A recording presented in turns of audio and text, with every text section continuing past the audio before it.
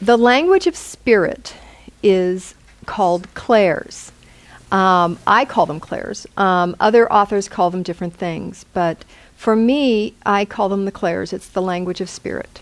If you were going to be visiting a foreign country, Germany, Japan, in order to speak with those that live there, you'd have to learn the language of that particular country that you're going to. When you're talking to spirit, you will be talking to entities that are living in a different land. It's a different dimension, but they are coming from a different place, and they are going to be speaking a language that you don't necessarily know. And so the language that they speak needs to be translated. And if you want to go back to Star Trek, you could call it the universal translator. You need a translator.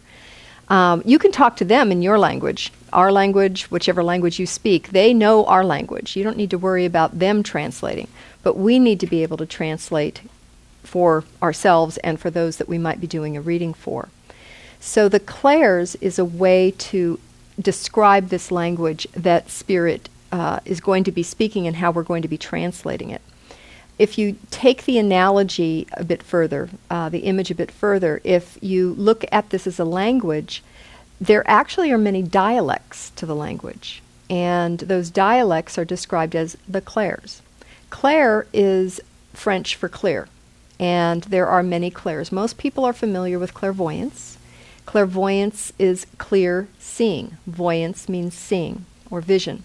So with clairvoyance, the easiest way to explain it is that you are seeing an image much like you would be seeing if you were daydreaming, or if you closed your eyes and you imagined your drive here and you tried to remember at least one shot of something that happened as you were driving down the freeway or the streets to get here tonight.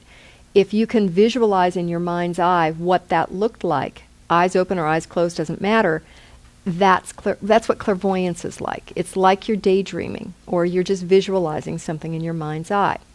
Now, all the clairs have advantages and disadvantages. The advantage of clairvoyance is that you can see a lot in a very quick little image. You can see the colors, you can see the shapes, you can see the people involved. However, clairvoyance is a little challenging in that you have to be able to often translate what you're seeing. You can't just assume, if you see the color blue, what does blue mean? Okay, it might mean vision clear. It could be that it means water. It could mean peace. It could be communication. Often it does mean communication. But each of the visual images might need to be translated, and you have to translate those, developing what's called your psychic dictionary.